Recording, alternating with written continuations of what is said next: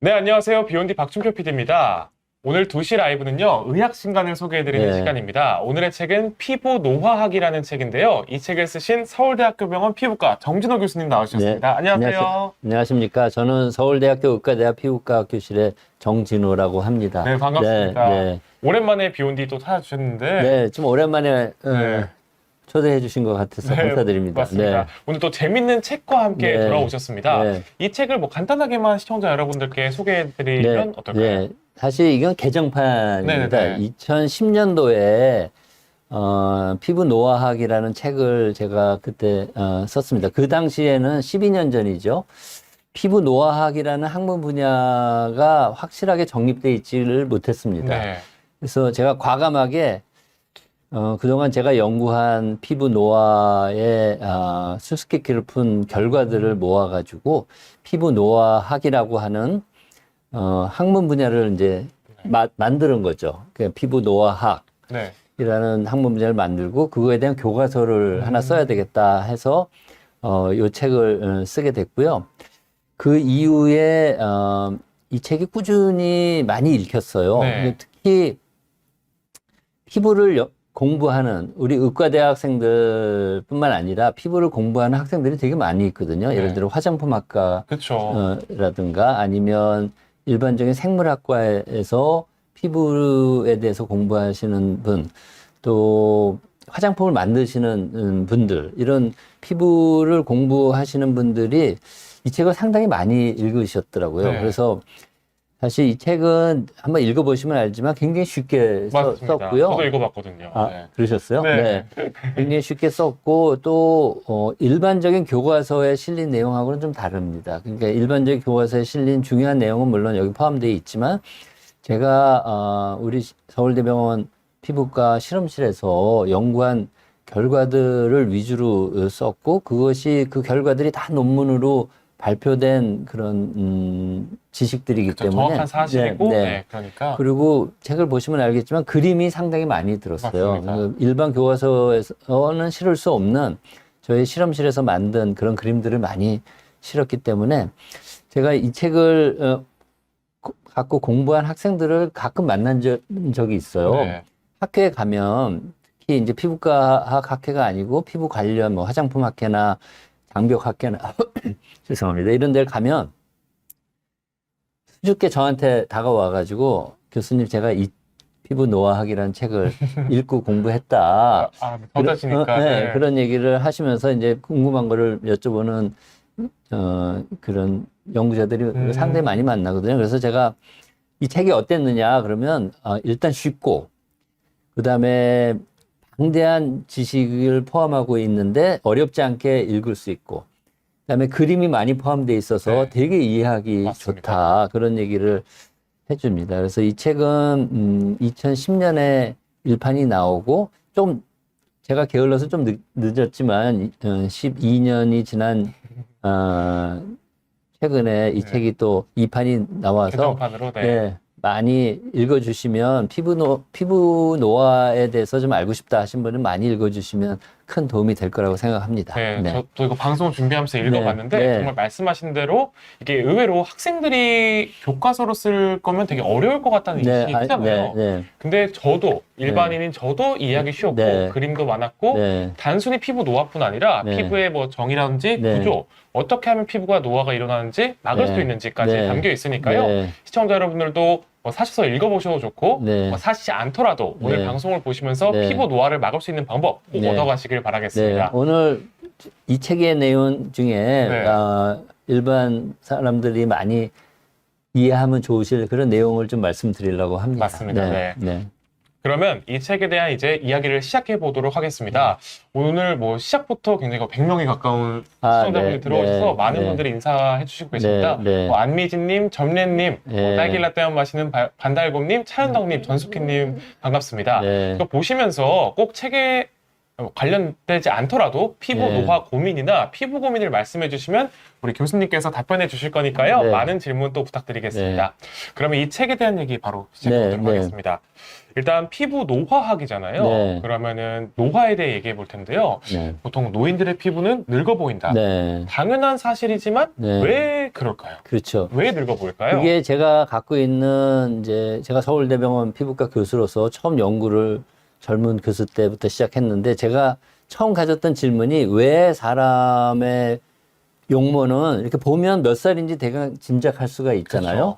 왜 사람이 나이를 1살, 2살 먹을수록 피부도 따라서 이렇게 나이 들어 보이느냐. 늙기 싫은데. 네, 그러니까요. 피부가 왜 나이 들어 보이느냐. 그거를 저희가 잘 이해하면 피부를 늙지 않고 항상 젊은 피부를 유지할 수 있는 방법을 발견할 수 있지 않을까? 원인을 네. 알아야 해결할 수 그렇죠. 있으니까요.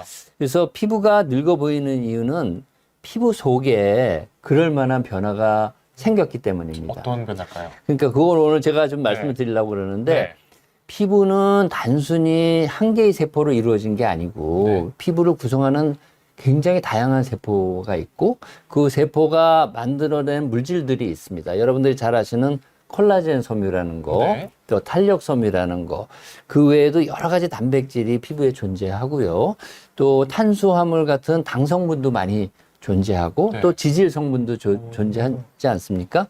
근데 우리가 살다 보면 정상적인 모양과 정상적인 양들이 그런 성분들이 정상적인 모양과 양이 존재해야 피부가 항상 젊고 건강하게 네. 유지될 수 있는데 살다 보면은 피부에 여러 가지 자극도 오고 산화적 손상도 받고 햇빛도 받고 그러면서 아마 피부 속에 수십 가지의 성분들이 그런 거에 영향을 받아서 조금씩 매일매일 변성되고 네. 부족해지고 하는 것이 모여가지고 아, 저 사람은 30세구나. 저 사람은 50세일 거야. 네. 저 사람은 70은 넘었을 거야. 이렇게 우리가 얼굴을 보면 바로 알 수 있는 거는 피부 속의 변화가 겉으로 그렇게 나왔기 때문입니다. 그렇죠. 그래서 우리가 피부 속에 무슨 변화가 있는지 정확히 알고 그리고 그런 변화가 왔는데 그 원인이 뭔지 우리가 이해하고 네. 그리고 어떻게 하면 그런 변화가 안 올 수 있는지 그런 방법을 찾고 네. 또 어떤 물질이 그런 변화를 예방하고 이미 또는 와 있는 변화를 다시 젊은 피부 수준으로 되돌릴 수 있는지 그런 거를 그런 효과가 있는 물질을 우리가 확인한다면 피부 노화도 예방하고 치료할 수 있겠다 이렇게 생각이 되는 거죠. 그렇죠. 그래서 저가 한 25년 동안 그런 연구를 많이 해왔고 그 내용들을 이 책에 아주 쉽게 그림과 함께 실어놨으니까 젊음을 되찾기 위한 내용을 오늘 한 시간에 짧은 시간에 다 설명을 해드릴 수는 없어도 이 책에 잘 써 있고요. 물어보셨으니까 피부가 네. 늙게 보이는 이유는 뭐냐? 피부 속에 그럴 만한 변화가 와 있기 때문이다. 표피를 구성하는 표피세포, 네. 진피를 구성하는 진피세포, 그 밑에 피하지방층을 구성하는 피하지방층 세포들이 기능이 점점 떨어지고 기능이 떨어짐에 따라서 만들어내는 단백질과 탄수화물이나 지질의 성분도 많이 부족해져서 그런 것이 종합적으로 피부를 늙게 보이게 만드는 원인이다 이렇게 말씀을 드릴 수 있겠습니다. 알겠습니다. 예. 뭐 각종 성분이나 구조들이 이제 시간이 지나면서 변화하기 때문이다 네, 네. 그렇게 말씀해 주셨는데 단순히 시간이 지나면 노화하면 늙어 보이는 것뿐만 아니라 여러 가지 기능도 네, 많이 네. 낮아진다고 네, 하는데요. 맞습니다. 어떤 기능들이 있을까요? 이제 피부의 이제 기능은 굉장히 여러 가지가 있는데 네. 대표적인 것이 이제 우리 몸을 보호하는 보호 기능입니다. 피부가 많이 없다고 생각을 한번 해보세요. 우리가 살 수 있을까요? 바로 뼈고 바로 심장이고 그러면 안 그런 되죠. 거죠. 그러면 이제 피부가 없으면 외부 더러운 환경에서부터 균도 들어올 것이고 네. 더러운 자극 물질, 알레르기 물질이 피부가 없다면 우리 몸속에 들어와서 우리 몸에 큰 병을 일으킬 수 있겠죠. 네. 그래서 피부는 우리 몸을 외부의 더러운 환경부터 보호해주는 보호막 기능을 하는데 그걸 피부 장벽 기능이라고 합니다. 피부 장벽 네네. 기능이요. 네. 또 피부 장벽 기능의 중요한 역할 중에 하나는 피부에 있는 수분이 밖으로 빠져나가지 않도록 그렇게 해주는 겁니다. 그럼 피부 장벽은 뭘로 구성되어 있느냐? 피부 장벽은 죽은 피부 세포인 각질. 각질. 네. 네.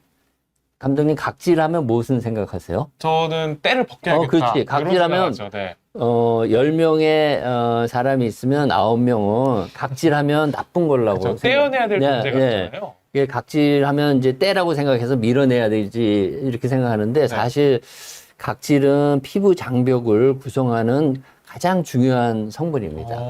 각질이 피부의 가장 바깥에 죽은 세포인 각질이 이렇게 모여 있고 그 사이사이를 뭔가 채워야 되지 않습니까? 그렇죠. 그 사이사이를 채우는 성분이 지질 성분입니다. 그래서 우리 피부 세포는 각질 세포로 죽기 직전에 자기가 갖고 있던 지질을 밖으로 분비해서 각질 세포 사이사이를 채우고 있는데 그 성분이 콜레스테롤, 세라마이드, 지방산. 그 세 가지 주 지질 성분이 1대 1대 1의 비율로 각질 세포 사이사이의 빈 공간을 채우고 있고요. 그 다음에 당 성분.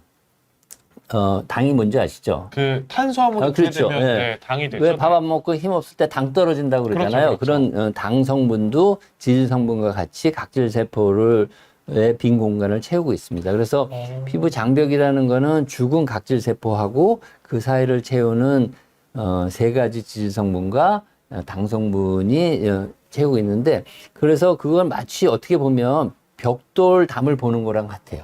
벽돌은 각질 세포고 그 사이사이를 채우는 시멘트는 지질이나 당 성분이기 때문에 그거를 브릭 앤 모르타로 좀 어려운 용어인데 아무튼 벽돌담이랑 같다 그래서 피부 장벽은 피부를 보호하는 각질층을 피부 장벽이라고 합니다. 그럼 근데 만약에 때를 벗기는 거는 집에서 벽돌을 부시는 거랑 똑같은 그렇죠, 거네요. 그렇죠. 네. 이렇게 적군이 막 쳐다오는데 피부 장벽 그 성을 망치로 두들고 부수는 거랑 같은 겁니다. 그래서 그렇죠, 네. 우리 피부과 의사들은 때를 밀지 않습니다.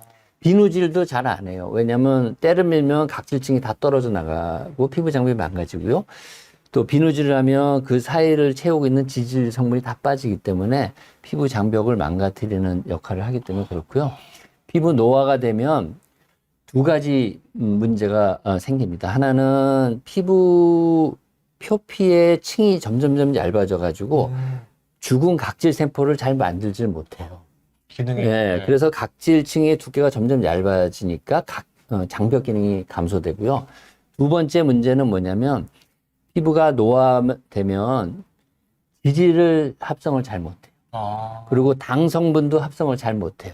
그래서 각질 세포 사이사이를 채우는 지질 성분과 당 성분이 있어야 되는데 그게 합성이 안 되니까 노화가 되면은 피부 장벽 기능이 점점 떨어지게 됩니다. 시멘트가 없는 그렇죠. 벽돌만 있는 그렇죠. 거네요.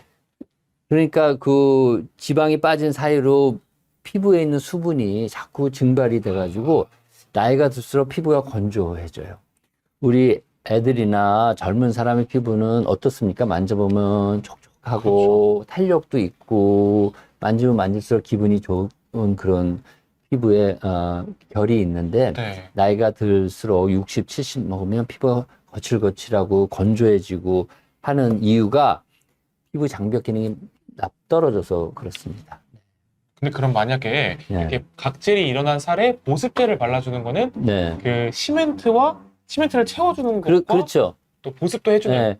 우리가 하는 거네요. 벽돌이 땀이 오래됐으면 어떻게 네. 합니까? 시멘트를 발라서 그 구멍을 메우잖아요. 그렇죠. 네. 그게 바로 보습제입니다. 제가 사실 피부의 장벽 기능을 좋게 하는 보습제를 하나 개발한 게 있어요. 제가 아시는 분은 아실지 몰라도 창업을 하셨다고. 창업을 했습니다. 네, 맞아요. 창업을 해서 그렇습니다. 창업을 한 이유는 제가 서울대병원에서 20년 넘게 연구를 한 결과들이 그냥 논문의 형태만으로 이게 책꽂이에 꽂혀 있지 그 결과들이 인류를 위해서 활용되지 못하고 있더라고요. 어느 순간 보니까. 네. 그러면 왜 교수들이 연구를 하고 연구자들이 연구를 합니까? 이거는 자기 연구 결과들이 활용돼서 인류의 행복을 위해서 그렇죠. 공헌을 할 수 있어야 돼서 제가 제 이름을 딴 정진호 이펙트라는 회사를 하나 차렸습니다. 네. 그 회사는 이제 화장품도 물론 만들어서 팔고 있고요. 네. 그다음에 신약도 개발하고 있습니다. 피부에 관련된 신약일까요? 물론죠. 그러니까 네. 탈모증을 해결할 수 있는 신약, 아. 아토피 피부염을 해결하는 신약도 개발하고 있고, 또 건강기능식품, 뭐 피부가 좋아지는 건강기능식품을 비롯해서 피부에 나오는 물질들을 촉진해서 머리도 좋게 하는 그런 인지기능 개선하는 건강기능식품까지 여러 이제 연구하고 있는데, 이게 이제 제가 만든 보습제인데. 보면 조커님이 벌써 네. 알고 계시네요. ABH. 아, 네, 네. 맞습니다. 네, 아마 바르고 계실 수도 있는데, ABH 플러스라는 건 이제 정준호 이펙트에서 만든 화장품 브랜드명이고요. Absolute Beauty and Health and More라는 그런 뜻입니다. 그리고 요 보습제는 제가 아까 각질 세포 사이사이를 채우는 지방 성분이 세라마이드 콜레스테롤 세라마이드 콜레스테롤 그다음에 지방산이라 네, 그랬잖아요. 맞습니다. 그게 1대1대1로 들어가 있는데 여기에 그거를 넣고요. 그리고 당성분 여기다 첨가해서 바르시면 네. 피부에서 만든 지질과 당성분을 그대로 보충해주는 효과가 있어서 장벽 장벽을. 기능을 튼튼하게 해주는 그런 역할을 합니다. 딱 그 장벽에 필요한 시멘트가 딱 요 크림이라고 보면 그렇죠. 되겠네요. 네, 그렇습니다. 아, 네. 그리고 약산성으로도 만들어가지고 피부의 산도와 일치하게 만들어서 아마 피부가 건조하신 분, 아토피 피부염이 있으신 분, 또 가려우신 분, 이런 분들은 이제 하루에 두세 번씩 발라주시면 굉장히 큰 효과를 볼 거라고 생각합니다. 네. 네. 교수님께서 뭐 피부 노학을 쓰신 만큼 피부에도 전문가신데 직접 네. 화장품 회사도 만드셔서 네, 요 ABH 네. 플러스라는 네. 제품도 만드셨다고 네, 하니까요. 네. 뭐 보시면서 관심 뭐 부탁드리겠습니다. 그 다음에 또 피부가 이제 노화되면 떨어지는 피부 기능 중에 중요한 게 비타민 D를 합성하는 네. 피부 기능이 있어요. 우리가 비타민 D는 피부가도 만들고 음식물로도 섭취할 수 있어요. 근데 하루에 우리 인체가 필요한 비타민 D의 양이 얼마나 되는지 혹시 아세요? 한 2,000 단위쯤 필요합니다. 2,000 단위.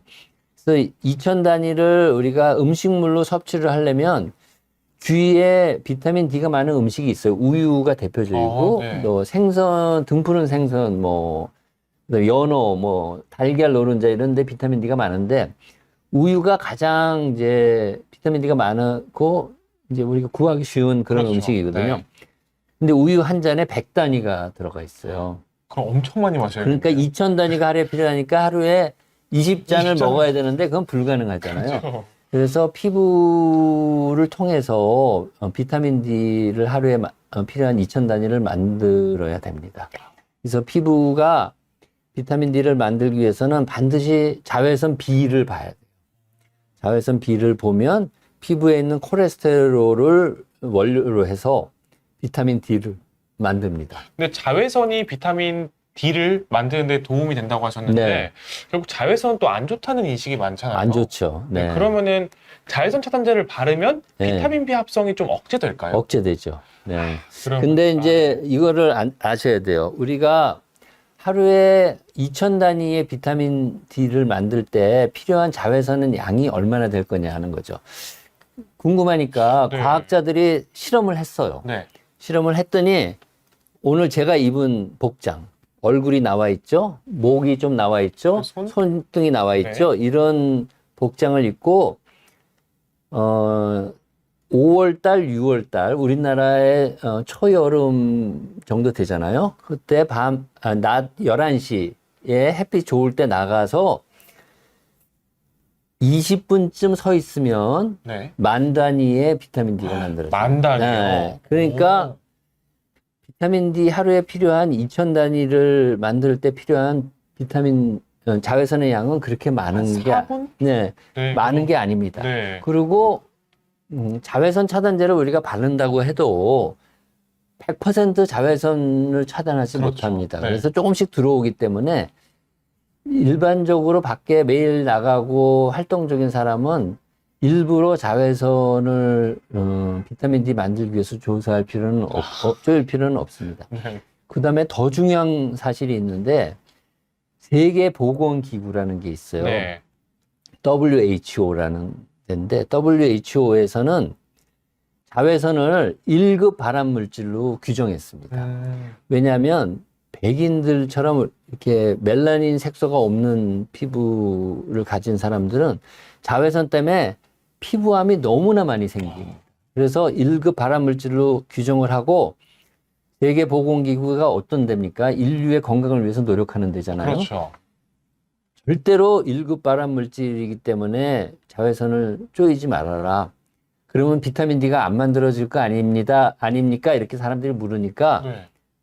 그럼에도 불구하고 쪼이지 말고 부족해 줄 수 있는 비타민 D는 알약 형태로 일주일에 한 알, 두 알, 세 알 먹고 보충해라. 이렇게 강력하게 권고하고 있습니다. 그러니까 그래서 이렇게 합성을 하는 것보다 먹는 게 낫다. 알약으로. 알약으로, 음식으로는 힘들 수도 있는데 알약으로 800유니트, 1000유니트 이런 거를 먹으면 되고요. 그리고 아까도 말씀드렸지만 활동 걸어 다니고 밖에 나가시는 분은 조금만 햇빛을 보면 만들어지기 때문에 일부러 햇빛을 보실 필요는 없다고 생각합니다.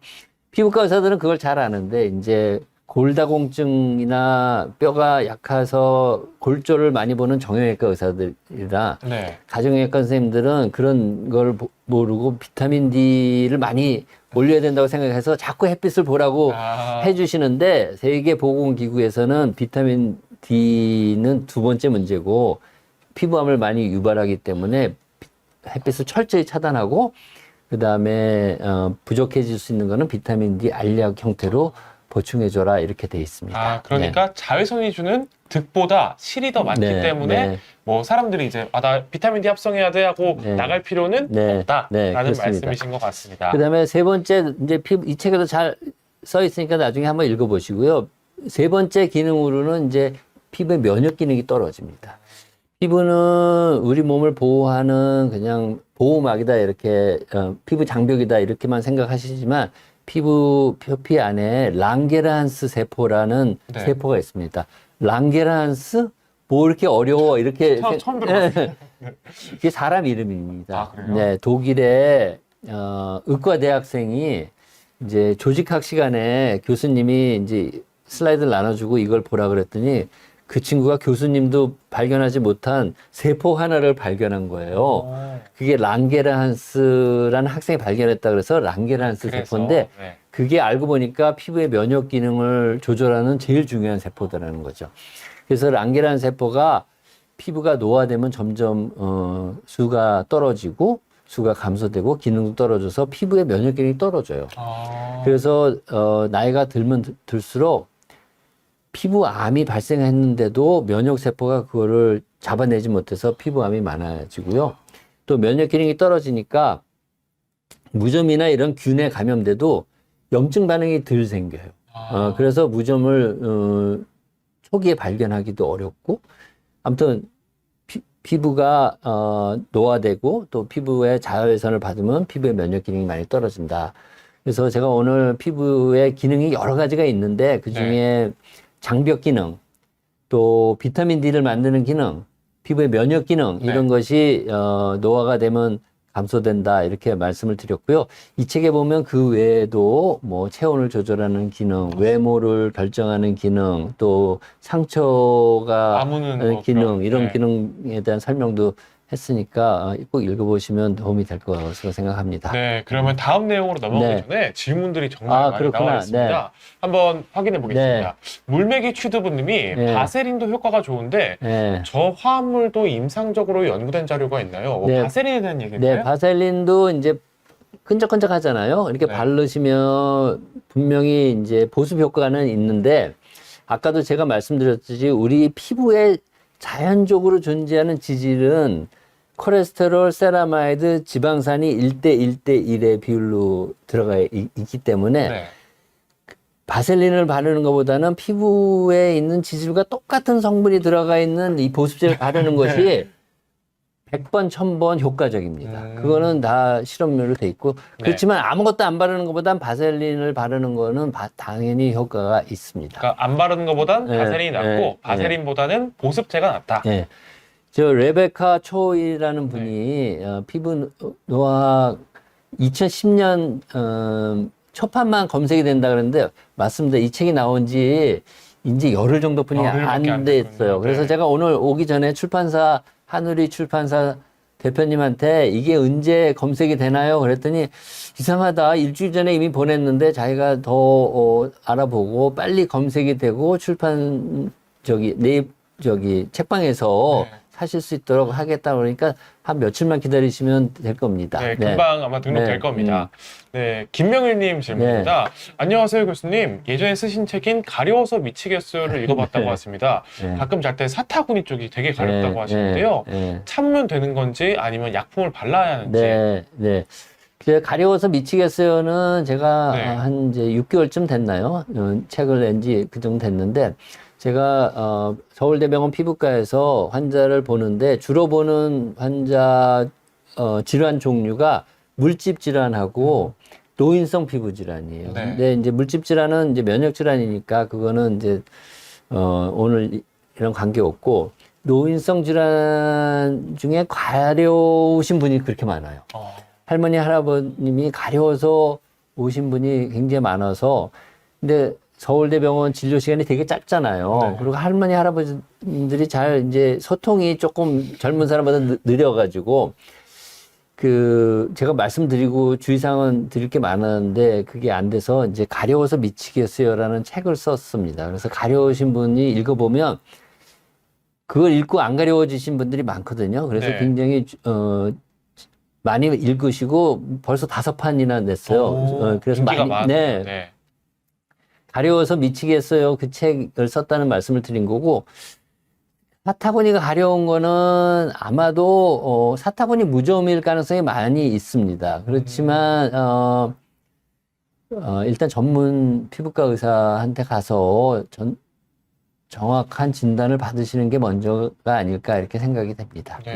그리고 뭐, 가려움증의 근본 치료책은 무엇인지 알려주세요. 뭐 이런, 어떤 걸까요?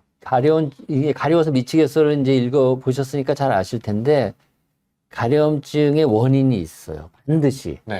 제가 그 책에 9가지의 원인을 써놨거든요. 가장 흔한 것이 피부 장벽이 망가져서 피부가 건조해서 가려운 건데, 그거 외에도 8가지 가려움증 원인을 제가 그 책에 써놨습니다. 그래서 내 가려움증이 이 9가지 원인 중에 어디가 속하는지 찾으셔야 되고 그 가려움증의 원인을 없애면 뿌리를 뽑는 거죠.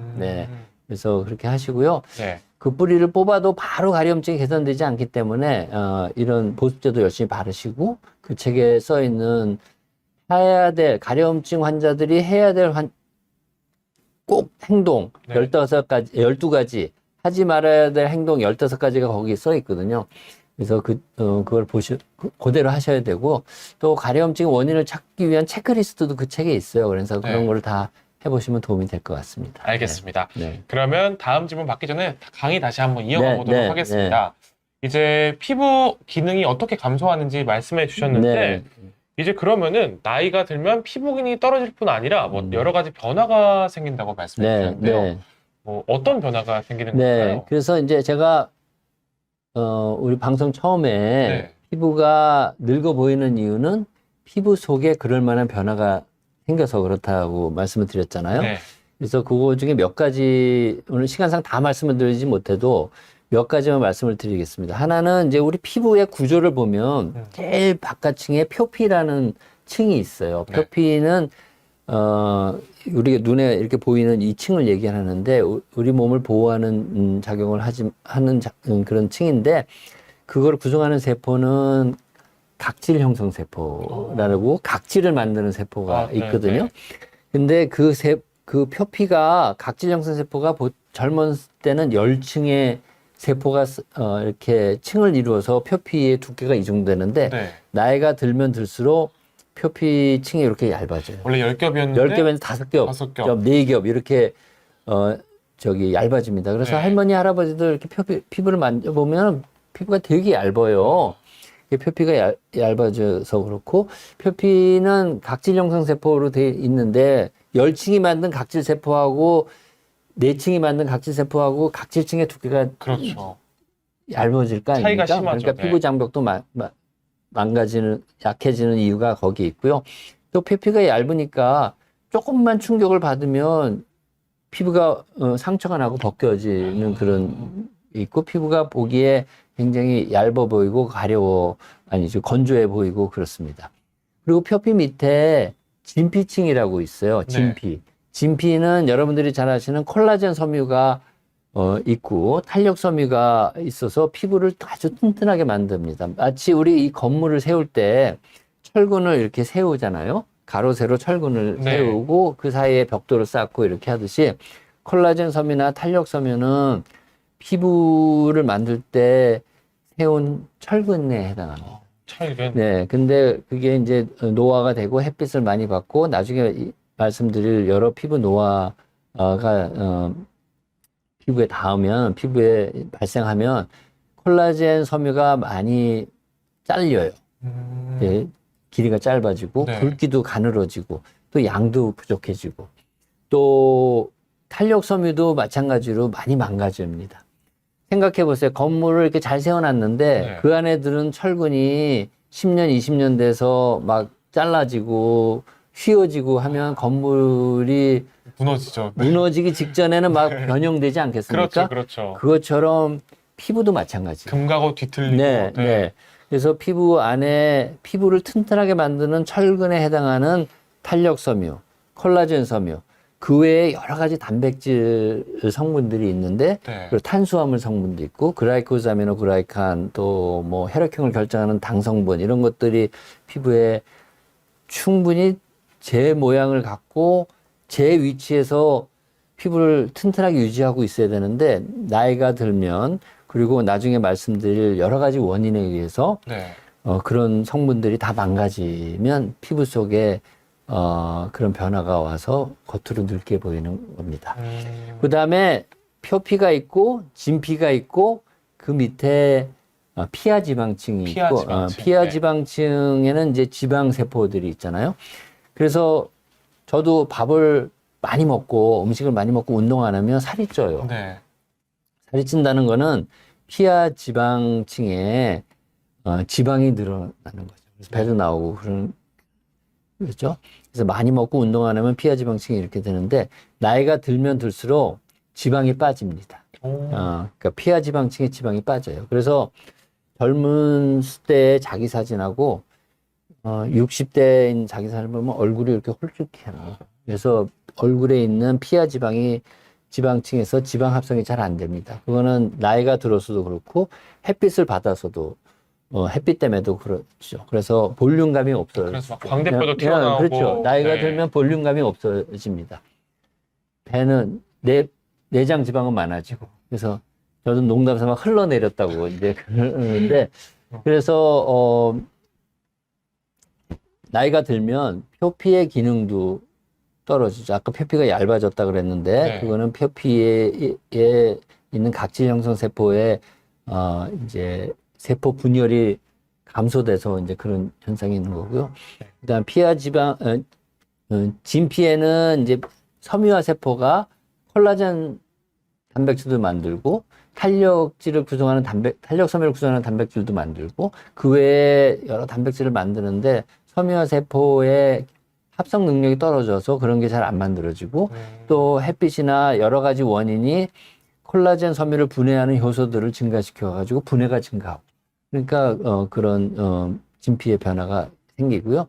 그다음에 피하 지방층에서 지방 세포가 지질을 만드는 능력이 떨어지고 그렇기 때문에 피부의 속에 그런 변화가 생기게 되는 겁니다. 결국 내부적으로 모든 층에 다 네, 기능 저하가 그렇죠. 네. 일어나는 거네요. 네, 그렇습니다. 그리고 아까 얘기한 이제 면역 세포, 란게란 세포의 기능도 떨어지게 돼서 피부에 면역 기능이 떨어지니까 피부암 같은 게 잘 생기고요. 네. 또 혈관도 많이 부족해져요.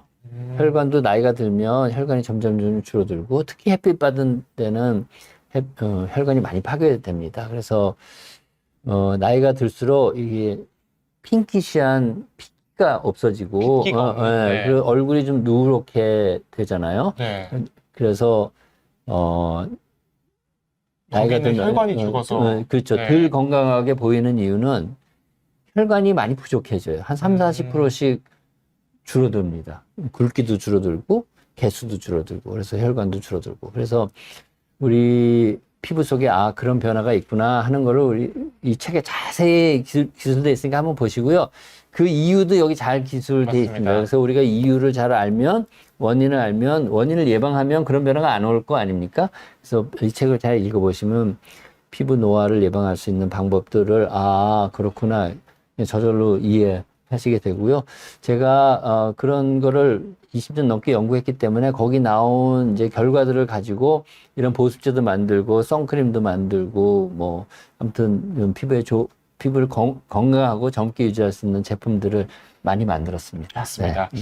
그 다음 질문은 이제 오늘의 핵심이죠. 노화의 원인은 무엇인가를 좀 말씀드리기 전에 저희가 질문이 좀 많이 남겨 있어서 한 3개 정도만 확인해 보도록 하겠습니다. 그러면 슈마워님 질문 확인해 보겠습니다. 스타틴을 이미 섭취한 사람은 어떻게 할까요? 이런 질문을 주셨는데. 저게 무슨 의미인지는 잘 모르겠는데, 스타틴이라는 게 이제 고지혈증이 있는 사람이 먹는 거거든요. 네. 고지혈증이 높으면 이제 동맥의 지질이 침착이 되니까 동맥경화 같은 게 오잖아요. 네. 그래서 고지혈증이 있는 분들은 이제 스타틴을 먹는데 스타틴이 콜레스테롤 합성을 떨어뜨리니까 아마 슈마워라는 분은 그걸 먹으면 피부에 있는 콜레스테롤이 떨어질까봐 걱정이 돼서 한 질문이라고 저는 추측을 합니다. 저런 분일수록 스타틴을 먹으면 피부에 콜레스테롤이 떨어질 수 있다는 게 이제 논문으로 나와 있거든요. 그러니까 저런 분일수록 콜레스테롤, 세라마이드, 지방산이 피부에 구성 그대로 들어가 있는 이 보습제를 하루에 2-3번씩 잘 발라주시는 것이 좋을 것 같다는 생각입니다. 제가 질문을 제대로 이해했기를 바랍니다. 네, 약제가 피부 뇌의 콜레스테롤을 저하시킬 수도 있기 때문에 그런 성분이 들어있는 보습제를 발라주는 것이 중요하다. 이런 말씀이신 것 같습니다. 베스트제이님이 스누아트 크림은 모에만 바르는 건가요? 이렇게 질문 주셨습니다. 네, 스누아토 크림입니다. 스누아토 크림인데 이 보습제니까 이제 주로 몸에 바르도록 만들어 놨습니다. 근데 사실 우리 몸에 있는 어떤 피부든 다 똑같거든요. 그래서 얼굴 피부든 이제 몸 피부든 구조랑 이런 게 다 똑같은데 사실 얼굴은 피지샘이라고 하는 게 있어요. 그래서 피지샘에서 피지를 내기 때문에 약간 기름기가 있거든요. 그래서 몸에 비해서 기름기가 많은 부위인데 이렇게 이제 기름기가 많은 바디로션을 얼굴에 바르면 기름이 많으신 분은 너무 끈적거린다 이렇게 생각할 수도 있는데 저는 이거 얼굴에도 바릅니다. 이거 얼굴 피부하고 몸 피부가 다르지 않기 때문에 그래서 저는 발라도 별 불편하지 않은데 혹시 이게 너무 끈적끈적거리고 불편하다 하면은 제가 만든 조금 덜 끈적거리는 그런 페이셜 크림, 얼굴 수분 크림이나 이런 디모이스처 크림 이런 걸 만들어 놓은 게 있으니까 그런 걸 바르셔도 될 것 같습니다. 그럼 저는 궁금한 게 꼭 이 제품이 아니더라도 일반적인 바디로션과 또 그 얼굴 로션이 따로 있잖아요. 시중에는. 바디로션을 얼굴에 발라도 크게 상관없죠. 네, 바디로션을 얼굴에 발라도 나쁠 게 하나도 없습니다. 단지 바디로션을 얼굴에 발랐는데 너무 시크해가지고 조금 끈적하고 그런 기분이 있으면 빨리 더 흡수되는 그런 게 없을까 생각하시면 이제 얼굴용으로 바르시면 되는 건데 거의 얼굴용이나 몸용이나 성분은 동일할 수밖에 없죠. 왜냐하면 각질층 사이사이를 메우는 지방 성분하고 또 당 성분 그런 걸로 만들었기 때문에 기제의 차이라고 생각을 하시면 될 것 같습니다. 저는 당연히 그 시중에 얼굴 제품하고 몸 제품이 따로 있기 때문에 뭔가 다르게 관리해줘야 되나 이렇게 생각했었는데 아닙니다. 아니었네요. 그러니까 신기하네요. 피부과 의사나 화장품을 만드시는 분들은 다 아는 얘기인데 이제 일반인들은 알기가 어렵고 전혀 다른 성분이 들어있을 거라고 생각하지만 얼굴 피부하고 몸 피부가 다를 수는 없죠. 더 민감한 줄 알았어요. 아니, 얼굴이. 근데 이제 아까도 얘기했지만 얼굴 피부는 이제 피지샘이 있어가지고 기름을 많이 내잖아요. 그러니까 좀 오일리하고 좀 지성인 분은 몸에 바를 것처럼 좀 끈적끈적한 걸 바르면 좀 싫어하시는 분들이 많이 있죠. 알겠습니다. 그러면 다음 질문 또 확인하기 전에 저희가 또 말씀드릴 내용이 많으니까요. 네. 다음은 피부 노화의 원인에 대해 얘기해 볼 텐데요. 네. 이 교수님께서 책 내용에 피부 노화의 신비는 아직 풀리지 않았다. 네. 여러 가지 이유가 있을 수 있다라고 네. 말씀해 주셨는데 네. 자세한 얘기 부탁드리겠습니다. 맞습니다. 우리가 피부 노화뿐만 아니라 우리 사람의 노화 현상을 이제 100% 이해하고 있지는 못해요. 100% 이해하고 했다면 사람은 죽지 않는 방법을 발견할 그쵸. 수 있다는 얘기인데 네. 아직까지 그 수준까지는 못 와 있지만 많은 과학자들이 연구해서 80살이 돼도 40세의 피부를 갖게 살 수 있게 그렇게까지는 와 있다고 저는 생각을 합니다. 그래서 물론 열심히 노력을 해야 되지만 그래서 피부 노화의 원인은 여러 가지가 있는데 첫째로는 이제 자연 피부 노화입니다. 그러니까 네. 우리가 나이가 들면 들수록 조금씩 노화가 되잖아요. 햇빛을 안 보는 엉덩이 피부도 조금씩 노화가 되거든요. 그거는 원인이 뭐냐? 우리가 하루에 살아가기 위해서 꼭 필요한 게 있어요. 매일매일 살아가면서. 뭐냐면 산소입니다. 산소를 우리가 1분만 없어도 이제 위험해지잖아요. 그렇죠. 산소를 필요한데 산소가 우리 몸에 들어오면 뭐를 하느냐? 세포가 산소를 이용해서 대사 활동을 하죠. 그래서 음식을 많이 먹으면 산소가 더 필요해요. 왜냐면 대사할 게 많으니까 그렇죠. 운동을 하면은 산소가 더 필요하거든요. 그 산소가 자기가 들여 마신 산소의 1% 내지 2%가 아주 짧은 시간 전자수가 잘 안 맞는 활성산소라는 걸로 변해요. 전자수라면은 그 마이너스 극을 띠는 그 그러니까 전자 말씀하시는 모든 거예요? 분자는 원자가 있고 네. 주위에 전자가 도는데 전자가 짝수로 돌아요. 네. 짝수로 도는데 일시적으로 그게 홀수가 되는 경우가 있어요. 산소가 네. 산소 분자가 그럼 홀수가 된 산소는 어떻게 하느냐? 바로 짝수가 되고 싶어가지고 옆에 있는 단백질이나 지질이나 DNA나 이런 데서 전자를 하나 뺏어와요. 그러면 전자를 뺏긴 단백질이나 지질이나 DNA는 산화적 손상을 받아서 기능이 떨어지게 됩니다. 무슨 얘기인지 이해하시죠? 내가 부족하니까 네. 남의 걸 뺏는 그렇죠. 나쁜 활성산소가 있기 때문에. 그렇죠. 네. 그래서 우리가 하루에 들여 마시는 산소의 1%, 2%는 대사 과정에서 전자가 부족한 활성산소로 돼서 그 활성산소가 주위 세포에 아무 단백질이나 지질이나 DNA로부터 근처에 있으면 바로 전자를 뺏어 오기 때문에 주위에 있는 세포가 손상이 되는 거예요. 그런 게 점점 쌓이면 늙게 되는 겁니다. 그게 이제 자연 노화예요. 그래서 사람들이 소식하라 그러잖아요. 네. 소식하면 오래 산다. 100% 일리가 있고 원숭이까지 소식을 시킨 원숭이하고 그렇지 않은 원숭이를 보면은 소식하는 원숭이가 기능도 튼튼한 기능도 늦게까지 유지되고 오래 살아요. 그게 활성산소가 덜 만들어져서 그렇다. 그런 게 과학적으로 증명이 돼 있습니다. 그게 자연 노화, 우리가 햇빛을 보거나 뭐 조금 이따 얘기할 이런 원인이 없어도 늙게 되는 이유가 네. 매일매일 산소를 마실 수밖에 없기 때문에 이제 그런 일이 생기는 거고요. 두 번째는 햇빛이에요. 햇빛은 광노화라는 걸 유발하잖아요. 네. 햇빛을 받으면 얼굴 피부나 이런 손등의 피부가 가려진 엉덩이나 팔 안쪽 피부보다 늙는 이유가 햇빛의 자외선 때문에 그렇고 요즘에 자외선 말고도 적외선, 가시광선 이런 게 다 나쁘다고 잘 알려져 있는데 특히 자외선 때문에 그렇고요. 세 번째는 열노화예요. 열. 피부 온도는 31도 내지 32도입니다.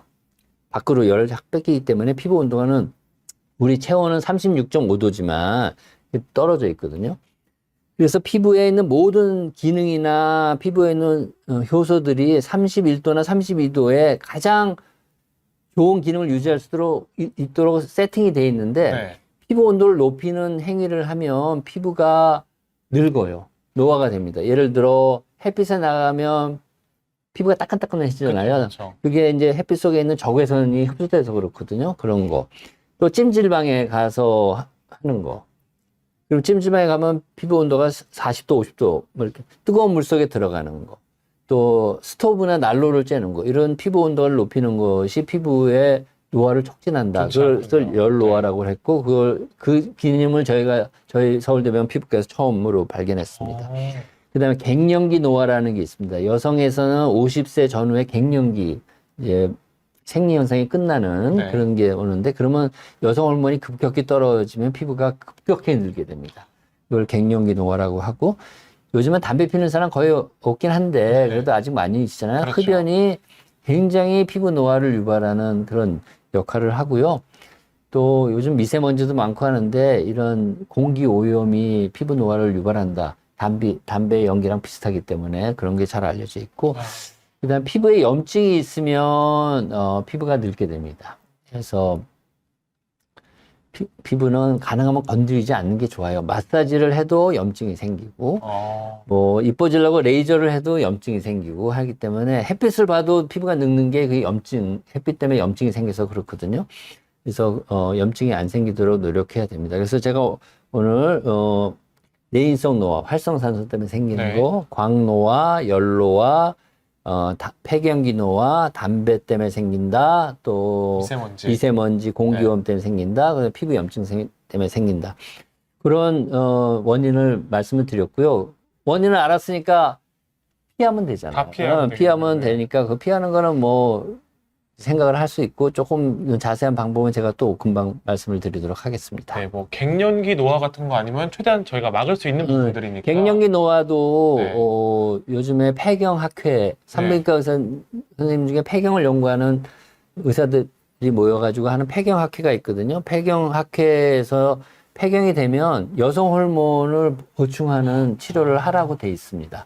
그래서 옛날에는 그 여성 호르몬을 보충하는 치료가 자궁암이나 유방암을 유발할 수 있는 걱정이 있어서 하지 말라고 돼 있지만, 제가 알기로 폐경이 50세 오면 60세까지는 큰 문제가 없으면 여성 호르몬을 보충을 하고요. 그 이후에는 이제 유방암이나 자궁암에 가족력이 없으면 계속 하는 것을 이제 하고 있어서 폐경기 노화도 어느 정도 막을 수 있다. 네. 아까 말씀하신 요즘은 80세도 40세의 피부처럼 살 수 있다고 하셨는데 그 여러 가지 원인들을 다 막는 방법이 지금 있다라고 말씀하신 게 정말 신기합니다. 이 책에 좀 자세히 써 있으니까 한번 읽어보시죠. 아까 말씀하신 뭐 7가지 원인 한 번 더 말씀해 주시겠어요? 이제 자연 노화. 이거는 휴식하면 활성산소 때문에 생기는 자연 노화. 그다음에 광노화. 광노화는 건 햇빛 때문에 생기는 거고, 그다음에 열노화. 피부 온도가 올라가지 않도록 해야 되고, 갱년기 노화 지금 말씀드렸고요. 흡연, 담배는 끊으시는 게 좋고, 공기 오염. 그거는 사실 그게 어려운 것 같아요.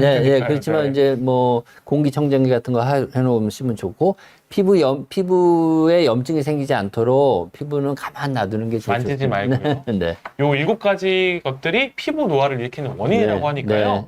시청자분들은 요 7가지만 조심하면 80대도 40대처럼 지낼 수 있다고 하십니다. 근데 저희가 더 얘기 드릴 게 많은데 지금 한 2분 정도밖에 시간이 안 남았어요. 그래요?